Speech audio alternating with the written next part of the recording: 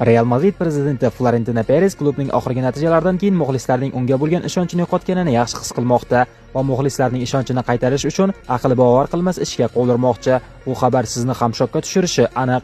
Hozir men sizga bu haqida batafsil aytib beraman. Siz esa shu va shu kabi ma'lumotlarni o'tkazib yubormaslik uchun kanalimga obuna bo'lib qo'ying. Yaxshi bilasiz, Realning oxirgi natijalari yaxshi emas va bunda asosan Perezning aybi bor, chunki jamoada balans buzilgan va ayniqsa himoya va yarim himoyada jiddiy muammolar bor. Ammo shunga qaramay, Real transferlar oynasida bir nechta futbolchilarni rad etdi. Ular esa klubga o'z xizmatlarini taklif qilishgan edi. Bruno shulardan biri. Klub ochiqchasiga Kanateni ham rad etdi. Real ishqibozlarining esa bundan qattiq jahli chiqdi va Perezni tanqid qila boshlashdi. Endi bo'lsa Perez asr avvalida qilgan hayratomuz ishini yana takrorlamoqchi. 24 yil avval Perez futbol olamini hayratda qoldirgan edi.